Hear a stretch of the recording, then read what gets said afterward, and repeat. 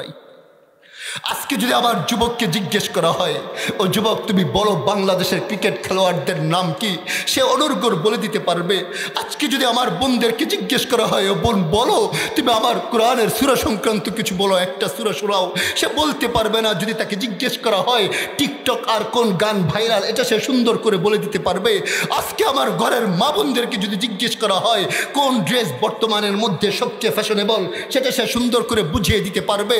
কিন্তু যদি আজকে কোরআন সম্পর্কে তাদেরকে জিজ্ঞেস করা হয়, তাদের সেই ক্ষমতা নেই যে কোরআনের একটা সূরা সহি করে পড়বে। পৃথিবীতে আমরা দেখি আল্লাহ রাব্বুল আলামিন দুই ধরনের মানুষদেরকে সৃষ্টি করেছেন।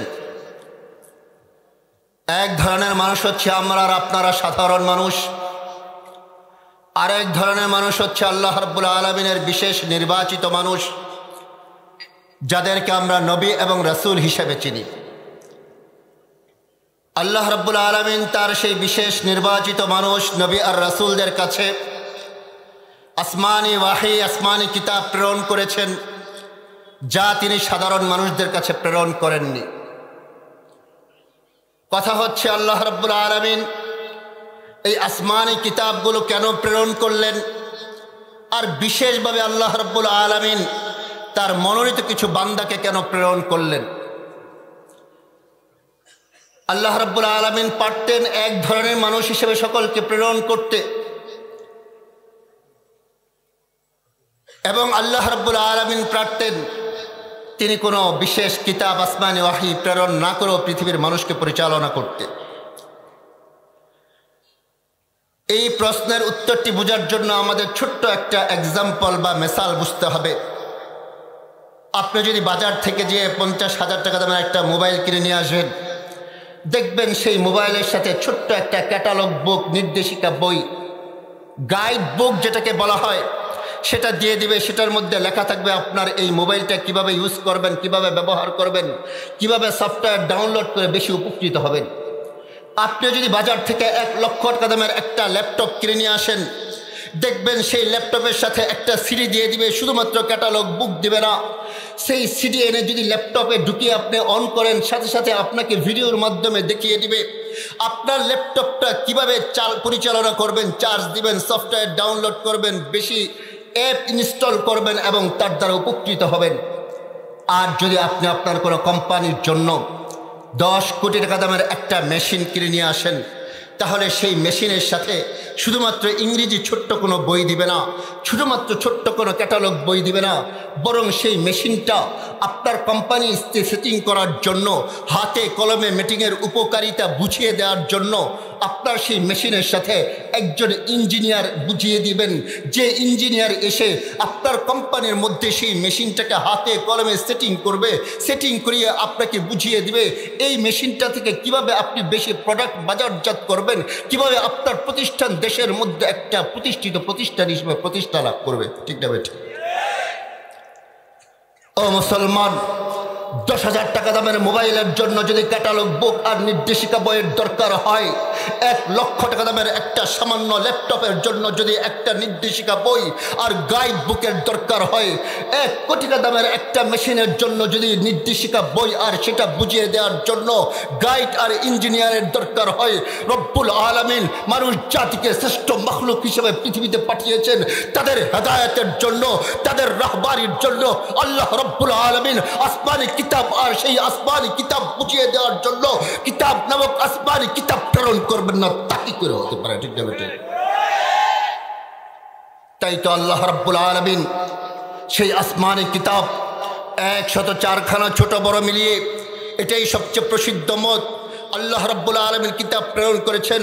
আসমানি কিতাবগুলো বুঝিয়ে দেওয়ার জন্য বাবা আদমকে প্রেরণ করেছেন, হযরতে ইদ্রিসকে প্রেরণ করেছেন, হযরতে নূহকে প্রেরণ করেছেন, হযরতে হুদকে প্রেরণ করেছেন, হযরতে সালেহকে প্রেরণ করেছেন, হযরতে ইব্রাহিমকে প্রেরণ করেছেন, হযরতে লূতকে প্রেরণ করেছেন, হযরতে ইসমাঈলকে প্রেরণ করেছেন, হযরতে ইসহাককে প্রেরণ করেছেন, হযরতে ইয়াকুবকে প্রেরণ করেছেন, হযরতে ইউসুফকে প্রেরণ করেছেন, হযরতে শুআয়বকে প্রেরণ করেছেন, হযরতে আইয়ুবকে প্রেরণ করেছেন, হযরতে জুলকিফকে প্রেরণ করেছেন, হযরতে মূসাকে প্রেরণ করেছেন, হযরতে হারুনকে প্রেরণ করেছেন, হযরতে সুলাইমানকে প্রেরণ করেছেন, হযরতে দাউদ আলাইহিস সালাতু ওয়াস সালামকে প্রেরণ করেছেন, হযরতে ইলিয়াসকে প্রেরণ করেছেন, হযরতে ইউশাকে প্রেরণ করেছেন, হযরতে ইয়াসাকে প্রেরণ করেছেন, হযরতে জাকারিয়াকে প্রেরণ করেছেন, হযরতে ইয়াহইয়াকে প্রেরণ করেছেন, হযরতে ঈসাকে প্রেরণ করেছেন।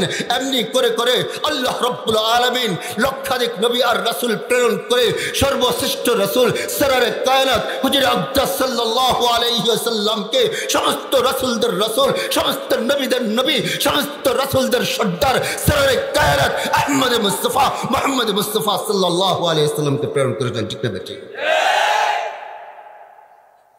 প্রশ্ন হচ্ছে, আল্লাহ রাব্বুল আলামিন এতগুলো আসমানি কিতাব প্রেরণ করলেন, একটা আসমানি কিতাব প্রেরণ করলেই পারতেন। এতগুলো রাসূল কেন প্রেরণ করলেন? একজন রাসূল প্রেরণ করলেই পারতেন। এটা বোঝার জন্য আমাদের একটু বুঝতে হবে পিছনের দিকে। দেখুন, আল্লাহ রাব্বুল আলামিন যত নবী আর রাসূল আমাদের রাসূলের পূর্বে প্রেরণ করেছেন, সমস্ত নবী আর রাসূল তারা ছিলেন নির্দিষ্ট কিছু এলাকার জন্য, নির্দিষ্ট কিছু সময়ের জন্যে।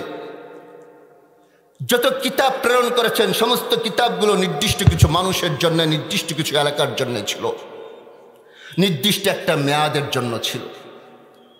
ঠিক যেমনিভাবে আপনি যদি ডাক্তারের কাছে যান, ডাক্তারের কাছে যাওয়ার পর সেই ডাক্তার আপনাকে একটা প্রেসক্রিপশন লিখে দিল, তার মধ্যে ঔষধের নামও ঠিকই লিখেছেন, ডাক্তার প্রেসক্রিপশনও ঠিকই করেছেন।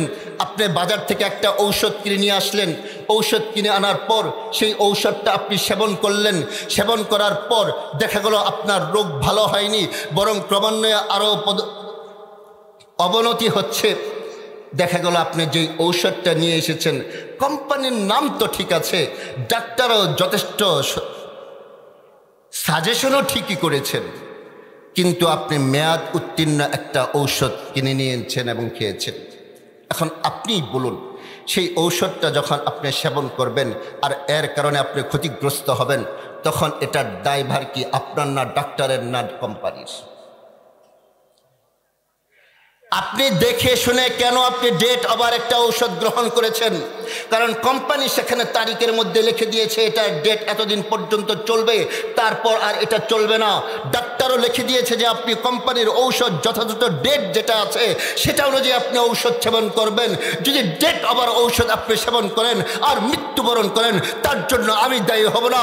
ঠিক আল্লাহ রাব্বুল আলামিন আমাদের কোরআনের আগে, আমাদের রাসূলের আগে যত নবী আর রাসূল পৃথিবীতে প্রেরণ করেছেন, সমস্ত নবী আর রাসূলদের একটা মেয়াদ দিয়ে দিয়েছেন।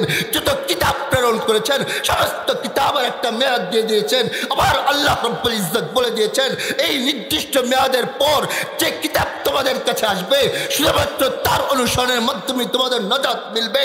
যদি তোমরা গুনাহ করো, সেই কিতাব ছাড়া কোনো কিতাবের অনুসরণ করো, কোনো রাসূলের অনুসরণ করো, তোমাদের জান্নাত মিলবে না, জাহান্নাম মিলবে। ঠিক তেমনি ভাবে রব্বে কারীম সর্বশ্রেষ্ঠ কিতাব হিসেবে কোরআন নাজিল করেছেন, সর্বশেষ রাসূল হিসেবে রাসূল সরওয়ারে কায়নাত আহমদ মুস্তাফাকে নাজিল করেছেন। যখন রাসূল চলে এসেছেন, কোরআন চলে এসেছে, পৃথিবীর আর কোনো কিতাব নেই, আর কোনো রাসূল নেই যার মাধ্যমে মানুষের নাজাত মিলতে পারে।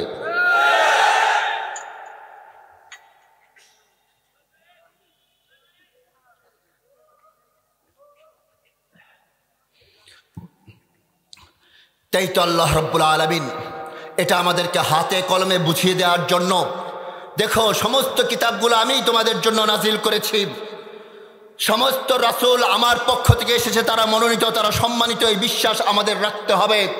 হযরতে মূসা, হযরতে ঈসা, হযরতে দাউদ, হযরতে ইব্রাহিম, হযরতে সুলাইমান, সমস্ত নবী আল্লাহ তাআলার পক্ষ থেকে প্রেরিত নবী আর রাসূল। এই বিশ্বাস, এতেকাদ সম্মানিত, তারা তাদের কিতাবগুলো আসমানি কিতাব ছিল, কিন্তু নির্দিষ্ট সময়ের পর সেটা বিলুপ্ত হয়ে গেছে, পরিবর্তন হয়ে গেছে, এবং সেটার অনুসরণের মাধ্যমে পৃথিবীর মানুষ নাজাত পাবে না। এর জন্য আল্লাহ রাব্বুল আলামিন আমাদের কোরআনের আগে ৬০০ বছর পর্যন্ত কোনো কিতাব নাজিল করেননি। তখন পৃথিবীর মধ্যে ইহুদি, খ্রিস্টান, পৃথিবীর যত বাদ মতবাদ যা কিছু আছে সব কিছুই ছিল, কিন্তু পুরা পৃথিবীর মানুষ কোনো শান্তির খোঁজ খবর পায়নি, কিছুই পায়নি। ঠিক না বে ঠিক? এটা প্রমাণ করিয়ে দিয়েছেন। দেখো, তোমাদের কাছে বৌদ্ধদের বাদ মতবাদ আছে, তোমাদের কাছে ইহুদিদের বাদ মতবাদ আছে, তোমাদের কাছে খ্রিস্টানদের বাদ মতবাদ আছে। পৃথিবীতে নবী রাসূল সাল্লাল্লাহু আলাইহি ওয়াসাল্লাম আসার আগ পর্যন্ত সেই 600 বছরকে কেন আইয়ামে জাহিলিয়াত, অজ্ঞতার যুগ বলা হয়? যদি তাদের সেই সমস্ত বাদ আর মতবাদ দিয়ে তোমরা শান্তি পেতে, তাহলে তো সেই সময় পেতে। কোরআন আসার আগ পর্যন্ত তোমাদের সেই শান্তির বাণী কেউ শোনাতে পারেনি, ঠিক না বেঠিক? তাই তো দেখুন, যখন কোরআন নাজিল হয়েছে, আল্লাহ রব্বুল আলামিন এমন একটা কিতাব নাজিল করলেন যে কিতাবটার মেয়াদ নির্দিষ্ট কোনো সময়ের জন্যে না, যে কিতাবটা নির্দিষ্ট কোনো কালের জন্যে না, নির্দিষ্ট কোনো দেশের জন্যে না, নির্দিষ্ট কোনো কালারের জন্যে না, নির্দিষ্ট কোনো সমাবেশ বা নির্দিষ্ট কোনো গোত্রের জন্যে না, বরং যে কিতাবটা কিয়ামত পর্যন্ত আনেওয়ালা প্রত্যেকটা মানুষের জন্য রব্বে করিম নাজিল করেছেন।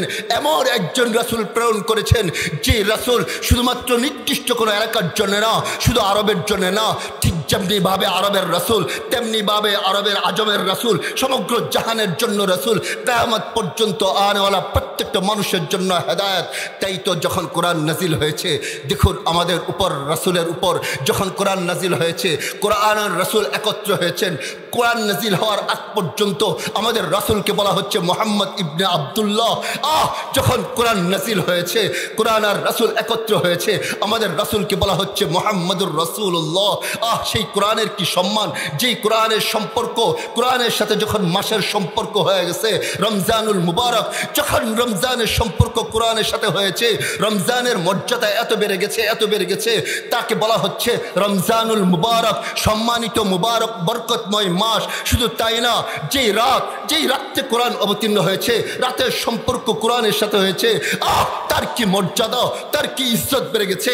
এক রাত যদি কেউ ইবাদত করে, ৮৬,০০০ বছর ইবাদত করলে যেই ইবাদত, যে সব, তার চেয়ে বেশি ফজিলত তার হয়ে যায়। সেই রাতের সম্পর্ক কোরআনের কারণে সাথে হওয়ার কারণে তার মাকাম আর মর্যাদা কত বেড়ে গেছে। শুধু তাই না, যেই মক্কা, তার কোনো আলাদা নাম ছিল না, তাকে বলা হতো বাক্কা, কিন্তু বাক্কার সম্পর্ক যখন কোরআনের সাথে হয়ে গেছে, তার নাম হয়ে গেছে মক্কাতুল মুকাররমা, সম্মানিত মক্কা। আরে শুধু তাই না, মদিনা, যেই মদিনাকে বলা হতো ইয়াসরিব, কিন্তু যখন সেই মদিনার সম্পর্ক কোরআনের সাথে হয়েছে, তার কি মর্যাদা, তার কি মাকাম হয়ে গেছে, তাকে বলা হচ্ছে মদিনাতুল মুনাওয়ারা, আলোকিত মদিনা। আরে শুধু তাই না, সেই গারে হেরা যেখানে কোরআন নাজিল হয়েছে, একটা গুহা, তার কোনো নাম ছিল না, দাম ছিল না, কেউ চিনত না, কিন্তু যেই গারে হেরার মধ্যে কোরআন নাজিল হয়েছে, কিয়ামত পর্যন্ত আনেওয়ালা যত মানুষ সেখানে হজ করতে যায়, সবাই যে চায় 2 রাকাত নামাজ পড়ে একটু দেখে আসি যেখানে রবের কোরআন নাজিল হয়েছে,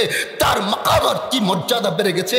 আরে শুধু তাই না, আপনার ওই ঘরের যেই ছোট্ট কাপড়ের টুকরা মাত্র 100 টাকা দিয়ে কিনে এনেছেন, আলাদা কোনো দাম নাই, কিন্তু সেই কাপড়ের টুকরার সম্পর্ক যখন কোরআনের সাথে হয়েছে, তার কি মাকাম আর কি মর্যাদা বেড়ে গেছে। আপনার আমার পা ভুলেও যদি সেই কাপড়ের টুকরার সাথে লেগে যায়, চোখের মধ্যে পানি চলে আসে, চোখের মধ্যে পানি চলে আসে, সেই কাপড়টা বুকের মধ্যে ছোঁয়াতে থাকি, চোখের মধ্যে লাগাতে থাকি। শুধু তাই না, সেই কাঠের টুকরা যার কোনো আলাদা দাম নাই, আলাদা ইজ্জত নাই, কিন্তু সেই কাঠের টুকরার সম্পর্ক কোরআনের সাথে হওয়ার কারণে, যেটাকে আমরা রেহাল বলি, সে পাড়ার সেই বখাটে ছেলেটা, তার পাও যদি সেই কাঠের টুকরা রেহালের সাথে লেগে যায়, দৌড়ে ইমাম সাহেবের কাছে চলে যায়, হুজুর আবার এই নাপাক পা সেই কাঠের টুকরার সাথে লেগেছে, যে কাঠের টুকরার উপর কোরআন রাখা হয়, আল্লাহকে আমাকে মাফ করবেন কিনা, ঠিক না বেঠিক? মুহতারাম হাজিরিন, সামান্য কাপড়ের টুকরার সম্পর্ক কোরআনের সাথে হওয়ার কারণে যদি তার দাম এত বেড়ে যেতে পারে, সামান্য কাঠের টুকরার সম্পর্ক যদি কোরআনের সাথে হওয়ার কারণে তার ইজ্জত আর মাকাম এত উপরে উঠে যেতে পারে, সারে কায়নাত আপনাকে আমাকে তো নিজ হাতে তৈরি করেছেন তার কুদরতের মাধ্যমে, আমাদের সম্পর্ক যদি কোরআনের সাথে হয়, আমাদের মাকাম আর ইজ্জত কত উপরে উঠবে রব্বে কারীমের কাছে একটু চিন্তা করে দেখুন। মুহতারাম হাজরিন, তাই যারা আলেমে কোরআন, হাফেজে কোরআন, যাদের সম্পর্ক কোরআনের সাথে হয়, তার কি মাকাম আর মর্যাদা আমি বলবো না, স্বয়ং রাসূল করিম বলতেছেন, খায়রুকুম মান তাআল্লামাল কুরআনা ওয়া আল্লামা। আরে তোমাদের মধ্যে সর্বোত্তম ওই ব্যক্তি যিনি কোরআন শিক্ষা করেন, শিক্ষা দেন। কোনো মন্ত্রীর কথা বলা হয়নি, কোনো প্রেসিডেন্টের কথা বলা হয়নি। তাই আমি এক বাক্যে বলতে পারি, পৃথিবীর সর্বোচ্চ বাদশা যে, তার চেয়েও কোটি কোটি গুণ বেশি দামে আমাদের বক্তব্যের ওই ছেলেটা। দুনিয়াতে এদেরকে আমরা মর্যাদা দেই আর না দেই, রব্বে করিম দিবেন হাসরের মাঠে স্বয়ং যেদিন রব্বে করিম উপস্থিত থাকবেন, সররে কায়নাত উপস্থিত, সমস্ত নবীরা উপস্থিত, সমস্ত পীর বাদশা বুজুর্গ সমস্ত সবাই উপস্থিত, সমস্ত মখলুকরা উপস্থিত। হাসরের মাঠের সেই ময়দানের মধ্যে আপনার যেই ছেলেটা হাফেজে কোরআন হবে, আপনার যেই ছেলেটা আলেমে কোরআন হবে, আপনি যে হাফেজে কোরআন আলেমে কোরআন হয়েছেন, রব্বে করিম সেদিন তাকে বলবে ইকালু লিসাহিবিল কোরআন ইকরা ওয়ারতাকি ওয়ারাত্তিল কামা কুনতা তুরাত্তিলু ফিদ দুনিয়া ফাইন্না মানসিলাকা ইনদা আখিরি আয়াতিন তাকরাউহা। ও হাফেজ কোরআন আলেমে কোরআন পড়ো, আজকে পড়তে থাকো আর চড়তে থাকো, তোমার সম্মানের আসরে চড়তে থাকো।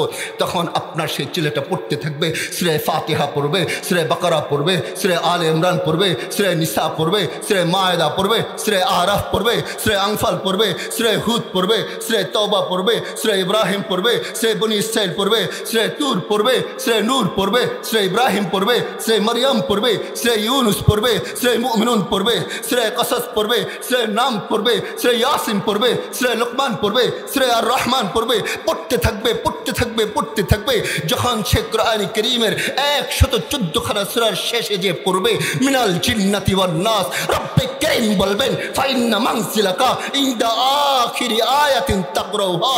যাও তোমার সম্মানে আমি তোমার পড়া যেখানে যে শেষ হয়েছে সেই মর্যাদায় আমি তোমাকে 6236 তার এক প্রাসাদ দিয়ে দিই।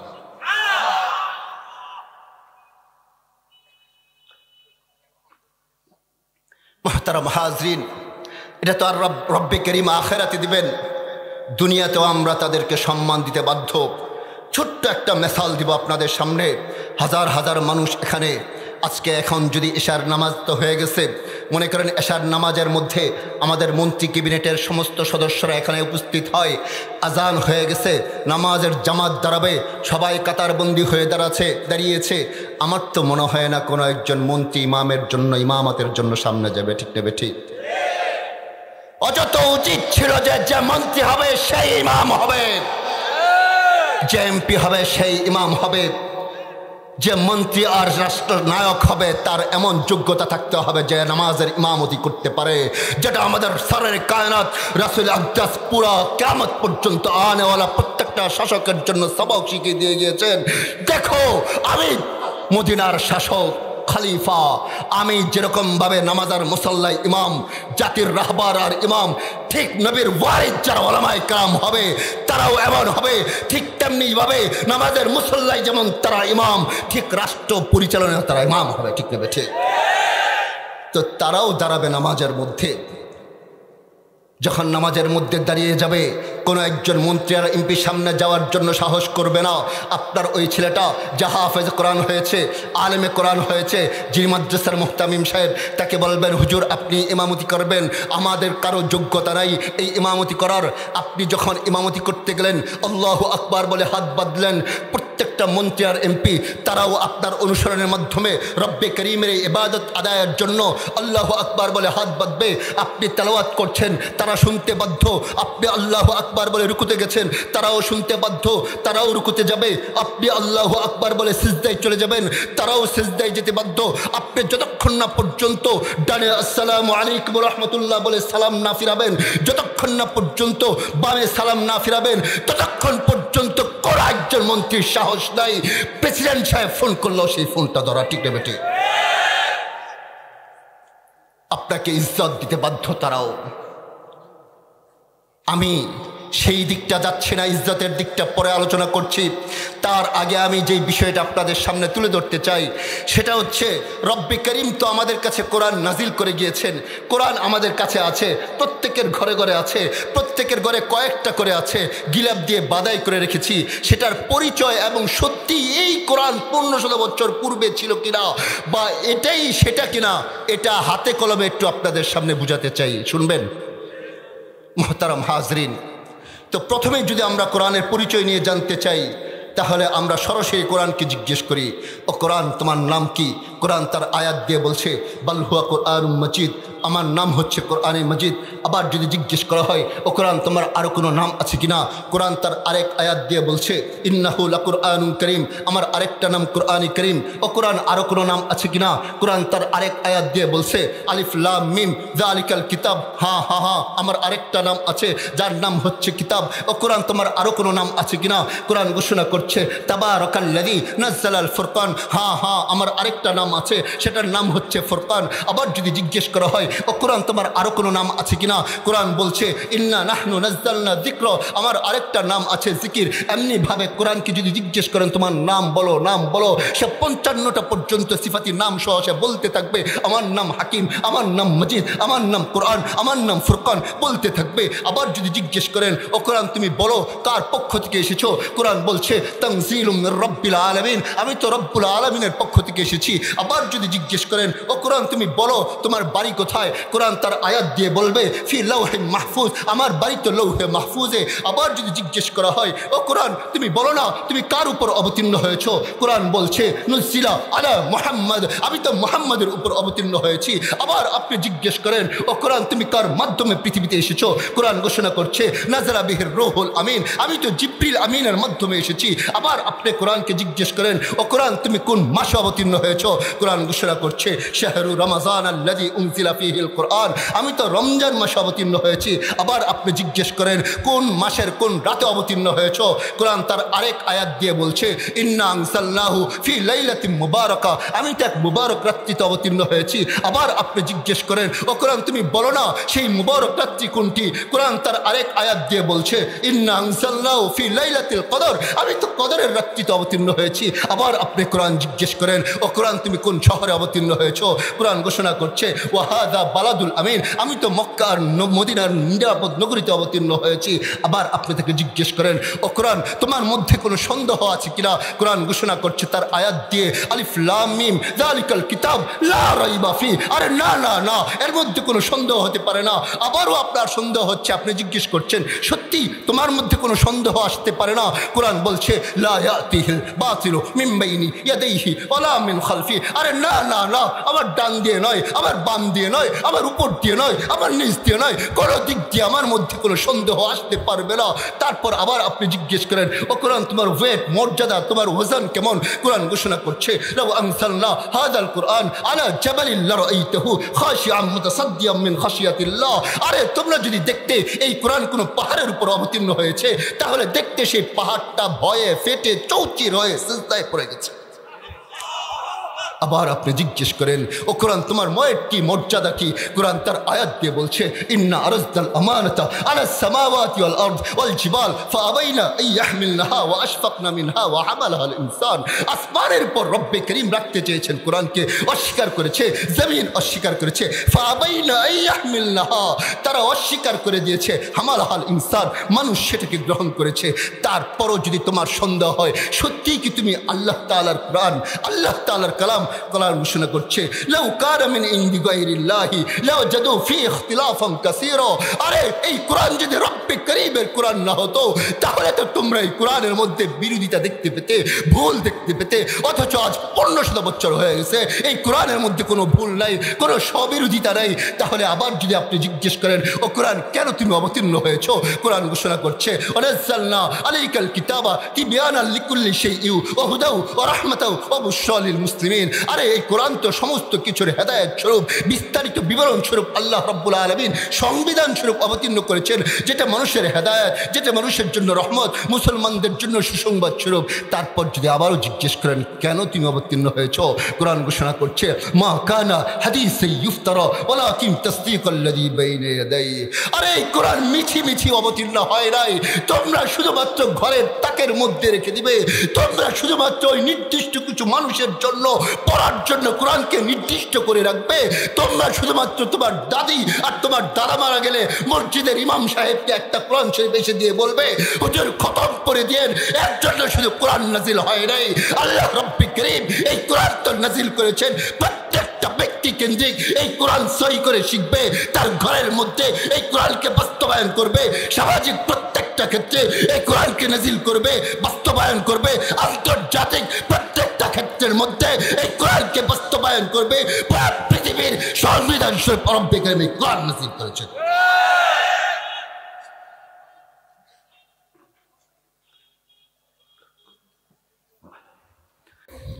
এটা শুধুমাত্র এর জন্য ঘরের মধ্যে রেখে দেওয়ার জন্য নাযিল করা হয় নাই, এবং উম্মতের উলামায়ে কেরাম এটা প্রমাণ করছেন, করবেন। আল্লাহ তাআলা যে কোরআনের মধ্যে বলেছেন, কোরআন নাযিল করেছেন, তিনি হেফাজত করবেন পুঙ্খানু। এখনো হেফাজত আছে, কিয়ামত পর্যন্ত থাকবে ইনশাআল্লাহ। তার প্রমাণ কি? এটা যদিও প্রমাণের সামান্য একটা সূত্র, তারপরও আপনাদের সামনে তুলে ধরছি। দেখুন, আমাদের সামনে যেই কোরআনটা আছে এটাই রব্বে কারীমের রাসূল সরওয়ারে কায়নাতের উপর অবতীর্ণ হয়েছে। এই বিশ্বাস আমাদের রাখতে হবে, এবং এই বিশ্বাসও রাখতে হবে আমাদের নবীর উপর যে কোরআন নাযিল হয়েছে সেটাই আমাদের সামনে আছে। এই কোরআনের একটা শব্দ এদিক সেদিক হয় নাই। যদি কেউ কথা মনে করে 1500 বছর পূর্বে রাসূলের উপর যে কোরআন নাযিল হয়েছিল আজকে সেটা নাই, আজকে সেটা ওরকম অবস্থায় নাই, তাহলে সে বেঈমান হয়ে যাবে। ঠিক না বেঠিক? এই বিশ্বাস রাখতে হবে, এবং একথাও বিশ্বাস রাখতে হবে পুরা কোরআনের প্রত্যেকটা আয়াত, প্রত্যেকটা বিধান সর্বযুগের সর্বসময়ের জন্য প্রযোজ্য, একটা ওই দিক সেদিক হবে না। ঠিক না বেঠিক? তাই জিহাদের আয়াত 1500 বছর পূর্বে যেরকম প্রযোজ্য ছিল এই উম্মতের জন্য, এখনো পর্যন্ত সেই জিহাদের আয়াত বহাল আছে, কিয়ামত পর্যন্ত থাকবে ইনশাআল্লাহ। আপনি দেখেন এই কোরআন 1500 বছর পূর্বে যেমন ছিল আজও তেমনি আছে। দেখুন, আমরা যদি কোরআন খুলি দেখতে পাই এই কোরআনের মধ্যে 1500 বছর পূর্বে কি ছিল? 30টা পারা ছিল, 114টা সূরা ছিল, 7টা মঞ্জিল ছিল, 540টা রুকু ছিল, 14টি সাজদা ছিল, 4টা সাক্তা ছিল, 80টা ওয়াকফে লাযিম ছিল, 1771টা মদ ছিল, 86টা মাক্কি সূরা ছিল, 28টি মাদানী সূরা ছিল, 76250টা বাক্য ছিল, 3,22,671টা অক্ষর ছিল, 1,05,684টা নুক্তা ছিল, 93,729টা হরকত ছিল, 53,223টা জবর ছিল, 39,587টা জের ছিল, 8,804টা পেশ ছিল, 6,236টা আয়াত ছিল, 1,274টা তাসদীদ ছিল, 86,430টা শব্দ ছিল। এটা গুনে গুনে অনেকে বের করেছেন, হয়তো সামান্য এদিক সেদিক হতে পারে, কিন্তু মূল কথা যেটা রব্বে কারীম 1500 বছর পূর্বে যেই আয়াত, যেই শব্দ, যেই অক্ষর, যেই অর্থ অবতীর্ণ করেছেন আজও পর্যন্ত তেমনি আছে, কিয়ামত পর্যন্ত তেমনি থাকবে। কোনো মার সন্তান নেই তার একটা শব্দ পরিবর্তন করা। ঠিক আছে? তাই তো আমরা দেখি এই কোরআনের মধ্যে তাওহীদ সংক্রান্ত রব্বে কারীম 2200 আয়াত নাজিল করেছেন। তাওহীদ মানে রব্বে কারীম বলছেন এক আল্লাহকে রব হিসাবে মেনে নেওয়া, তাকে ছাড়া আর কারো সামনে সিজদা করা যাবে না, কোনো পীরের সামনে না, কোনো বাবার সামনে না, কোনো মাজারের সামনে না, রব তো এক আল্লাহ, তাকেই সিজদা করতে হবে। এই কথাটা শেখানোর জন্য রব্বে কারীম 2200 আয়াত নাজিল করেছেন। রব্বে কারীম এই কোরআনের মধ্যে আহকাম সংক্রান্ত, বিধান সংক্রান্ত 500 আয়াত নাজিল করেছেন। 1500 বছর পূর্বে যেরকম ছিল আজও তেমনি আছে। আমরা আরও দেখি এই কোরআনের মধ্যে রব্বে কারীম জিহাদ সংক্রান্ত, জিহাদের ফাজাইল সংক্রান্ত 500 বেশি আয়াত নাজিল করেছেন। 1500 বছর পূর্বে যেমন ছিল আজও তেমনি আছে। আমরা এই কোরআনের মধ্যে দেখি রব্বে কারীম নামাজের গুরুত্ব বোঝানোর জন্য 80টারও বেশি জায়গায় নামাজের কথা বলেছেন। যাকাতের গুরুত্ব বোঝানোর জন্য 30টারও বেশি জায়গায় যাকাতের কথা বলেছেন। দেখুন, একটা কথা একটু চিন্তা করুন, আজকে যদি আপনার কোনো এমপি আর মন্ত্রী আপনাকে বলে যা তুই এই কাজটা কর, যা তুই এই কাজটা কর, আর আপনি যদি সেই কাজটা না করেন আপনি কি সেই এলাকায় থাকতে পারবেন না? পারবেন না। দুবার বলেছে, তিনবার বলেছে থাকার কোনো অধিকার নাই। কিন্তু দেখুন রব্বে কারীম তার সর্বপ্রথম হাসরের মাঠে যেই ইবাদতের হিসাব দিবেন সেটা হচ্ছে সালাত। রব্বে কারীম একবার না, দুইবার না, তিনবার না, 10 বার না, 20 বার না, 60 বার না, 70 বার না, 80টারও বেশি জায়গায় বলতেছেন আকিমুসসালাহ, আকিমুসসালাহ, আকিমুসসালাহ। বান্দার বান্দি তোরা নামাজ কায়েম কর, বান্দার বান্দি তোরা নামাজ কায়েম কর। রব্বে কারীম একবার না, দুবার না, 80টারও বেশি জায়গার মধ্যে রব্বে কারীম বলতেছেন তোরা নামাজ কায়েম কর। আর আমাদের কি দৃষ্টতা, এরকম কি সাহস হয়ে গেছে 80-12 বেশি, যে রব্বে করিমের ক্ষমতা শুধুমাত্র যদি ইচ্ছে করেন আমার শ্বাস ভিতরে নিয়েছি বের করতে আর পারবো না, শেষ, আমি সেখানেই ফ্ল্যাট হয়ে পড়ে থাকবো, তারপরও আমি 80-12 বেশি বলার পরও হুকুম পালন করছি না। ঠিক না বেঠিক? 1500 বছর পূর্বে এই বিধানগুলো যেভাবে অবতীর্ণ হয়েছে আজও তেমনি আছে। ওলামায়ে কেরাম অনেকে বের করেছেন এই কোরআনের মধ্যে 25টা জায়গায় রব্বে করিম 25 জন নবীর নাম নিয়ে আলোচনা করেছেন। 1500 বছর পূর্বে যেমন ছিল আজও তেমনি আছে। যদি আমি এক এক করে বলতে যাই, হযরত আদম আলাইহিসসালামের আলোচনা 9টি সূরার 25 জায়গায় উল্লেখ করেছেন। হযরত ইদ্রিস আলাইহিসসালামের আলোচনা 2টি সূরার 2 জায়গায় উল্লেখ করেছেন। হযরত নূহ আলাইহিসসালামের আলোচনা 28টি সূরার 43 জায়গায় উল্লেখ করেছেন। হযরত হুদ আলাইহিসসালামের আলোচনা 4টি সূরার 7 জায়গায় 3টি সূরার 7 জায়গায় উল্লেখ করেছেন। হযরত সালেহ আলাইহিসসালামের আলোচনা 4টি সূরার 9 জায়গায় উল্লেখ করেছেন। হযরত ইব্রাহিম নবীর আলোচনা 25টি সূরার 69 জায়গায় উল্লেখ করেছেন। হযরত লূত নবীর আলোচনা 14টি সূরার 27 জায়গায় উল্লেখ করেছেন। হযরত ইসমাঈলের আলোচনা 8টি সূরার 12 জায়গায় উল্লেখ করেছেন। হযরত ইসহাক নবীর আলোচনা 12টি সূরার 17 জায়গায় উল্লেখ করেছেন। হযরত ইয়াকুব নবীর আলোচনা 10টি সূরার 16 জায়গায় উল্লেখ করেছেন। হযরত ইউসুফ নবীর আলোচনা 3টি সূরার 27 জায়গায় উল্লেখ করেছেন। হযরত শুআয়বের আলোচনা 4টি সূরার 11 জায়গায় উল্লেখ করেছেন। হযরত যুলকিফল আলাইহিসসালামের আলোচনা 2টি সূরার 2 জায়গায় উল্লেখ করেছেন। হযরত মূসার আলোচনা 34টি সূরার 137 জায়গায় উল্লেখ করেছেন।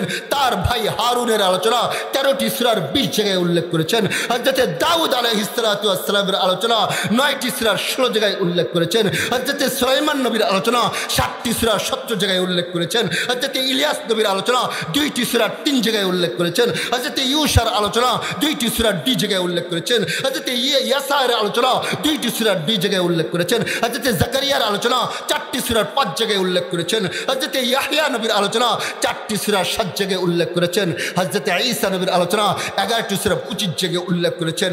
সরওয়ারে কায়নাত হুজুর আকদাস সাল্লাল্লাহু আলাইহি ওয়াসাল্লামের আলোচনা আল্লাহ রাব্বুল আলামিন পুরো কোরআন নাযিল করে দিয়েছেন।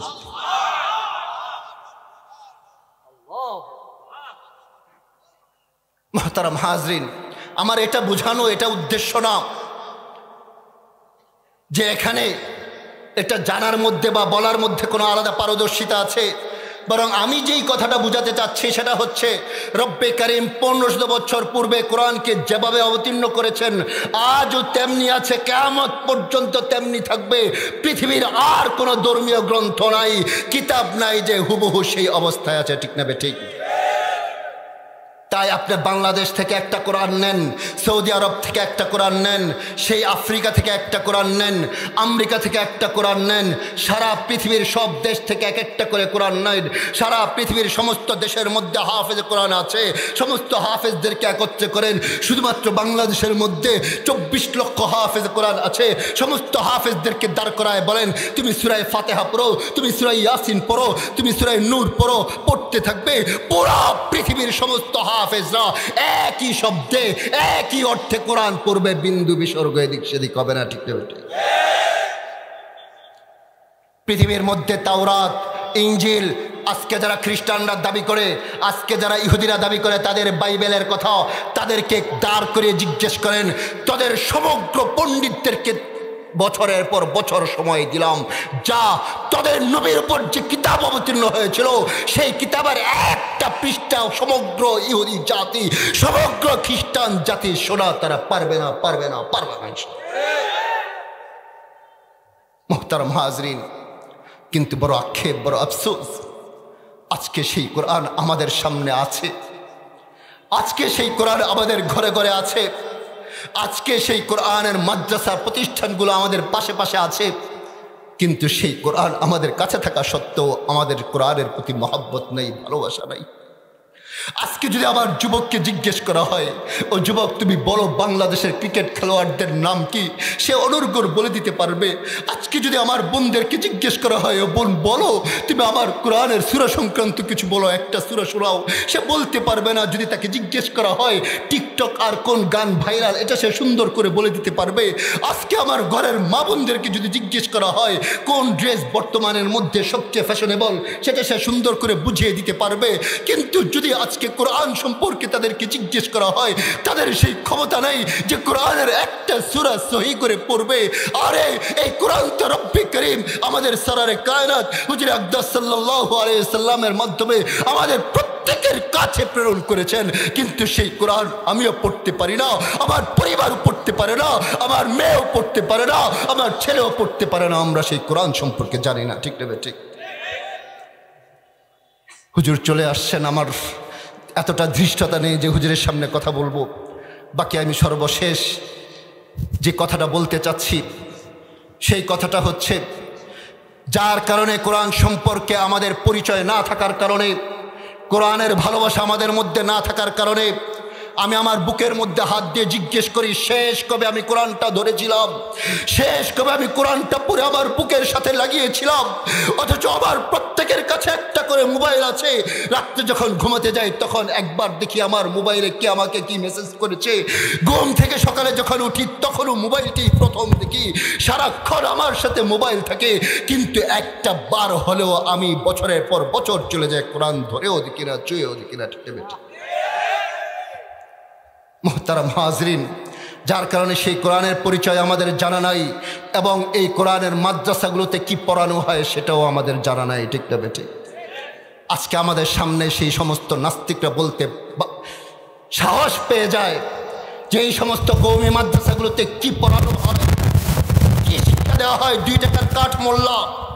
আমি তাদেরকে সরাসরি চ্যালেঞ্জ করে বলতে চাই, তোমরা আমাদের এই জাতীয় কওমি মাদ্রাসাগুলোতে কি পড়ানো হয় দেখতে চাও? আসো, হুরুয়া মাদ্রাসায় আসো, 24 আওয়ার্স মাদ্রাসা খোলা আছে, দেখো আমাদের এখানে কি পড়ানো হয়। তোমার সেই 4 বছরের বাচ্চাটাকে, 7 বছরের বাচ্চাটাকে মাদ্রাসায় ভর্তি করাও, প্রথম 2 বছরের মধ্যে তোমার সেই ছেলেটা পুরা কোরআনের যে কোনো জায়গা থেকে অনর্গল নজরা সে পড়তে পারবে, যে কোনো দৈনন্দিনের সবগুলো মাসালা সে অনর্গল বলে দিবে। তার পরবর্তী 3 বছর তোমার সেই বাচ্চাটাকে হিফজ খানায় পড়াও, দেখো তোমার সেই এমন সম্মান বয়ে আনবে যেই সম্মান শুধুমাত্র এই দেশের জন্য না, পুরো পৃথিবীর জন্য হাফেজে কোরআন হিসেবে সে সম্মান বয়ে আনবে। শুধু তাই না, তারপর তোমার সেই সন্তানটাকে কিতাব বিভাগের মধ্যে ভর্তি করাও, সে এক এক করে 10টা ক্লাস পড়বে, তাইসির জামাত পড়বে, মিজান জামাত পড়বে, নাহবির জামাত পড়বে, হেদায়েতুন্নাহ জামাত পড়বে, কাফিয়া জামাত পড়বে, শরহে জামি জামাত পড়বে, শরহে বেকায়া জামাত পড়বে, জালালাইন পড়বে, মেশকাত পড়বে, দাওরা পড়ে মাস্টার্স কমপ্লিট করে। আরে শুধু তাই না, বুখারী শরীফের 7563 হাদিস পড়বে, মুসলিম শরীফের 12000 হাদিস পড়বে, তিরমিজি শরীফের 3965টা হাদিস পড়বে, আবু দাউদ শরীফের 4800 হাদিস পড়বে, শামায়েলে তিরমিজির 400 হাদিস পড়বে, তাহবীর শরীফের 6945টা হাদিস পড়বে, মুয়াত্তা ইমাম মালিকের 1720টা হাদিস পড়বে, মুয়াত্তা ইমাম মুহাম্মদের 1180টা হাদিস পড়বে, মুসনাদে আহমদের 26647টা হাদিস পড়বে, মুসান্নিফে ইবনে আবি শাইবার 39078টা হাদিস পড়বে, মুসান্নিফে ইবনে আব্দুর রাজ্জাকের 21033টা হাদিস পড়বে। আরে শুধু তাই না, তোমার সেই সন্তান একজন পাক্কা আলেমের দিন হয়ে রব্বে কারীম যে বলেছেন খায়রুকুম মান তাআল্লামাল কুরআনা ওয়া আল্লামা, তোমাদের মধ্যে সর্বোত্তম শ্রেষ্ঠ সন্তান হিসেবে প্রতিষ্ঠা লাভ করবে। ঠিক না? আমি চ্যালেঞ্জ দিয়ে বলতে পারি, তোমার সেই সন্তান স্কুল থেকে বের হওয়া সেই লম্পটের মতো হবে না, তোমার সেই সন্তান বিশ্ববিদ্যালয়ের সেই মালিক আর পরিমলদের মতো দর্শক হবে না, আমি চ্যালেঞ্জ করে বলতে পারি। তাই মুহতারাম হাজরিন, আল্লাহর রাসূলের যে হাদিস শুনিয়ে আপনাদের সামনে আমি আলোচনা শুরু করেছিলাম, রব্বে করিম বলে গিয়েছেন, তারাকতু ফীকুম আমরাইন লাম তাযিল্লু মা তামাসসাকতুম বিহিমা কিতাবাল্লাহি ওয়া সুন্নাত রাসূলি। আমি তোমাদের মধ্যে 2টা জিনিস রেখে যাচ্ছি, যদি তোমরা সেটাকে আঁকড়ে ধরো তাহলে তোমরা কখনো পথভ্রষ্ট হবে না। একটা হচ্ছে আল্লাহ তাআলার কালাম কিতাবুল্লাহ, আর একটা হচ্ছে আল্লাহ তাআলার রাসূলের সুন্নাহ। এই দুটোকে যদি আমরা আঁকড়ে ধরি, আল্লাহ রাসূল বলতেছেন, মান আহয়া সুন্নতি ফাকাদ আহাব্বানি আমান আহাব্বানি কানা মাই ফিল জান্নাহ। যে আমার সুন্নতকে ভালোবাসলো সে আমাকে ভালোবাসলো, আর যে আমাকে ভালোবাসলো সে জান্নাতে আমার সাথে থাকবে। আমরা কে কে রাজি আছি জান্নাতে আল্লাহ রাসূলের সাথে থাকার? আল্লাহ তাআলা আমাদের সবাইকে তৌফিক দান করুন। আমিন ওয়া আখিরু দাওয়ানা আলহামদুলিল্লাহি রাব্বিল আলামিন।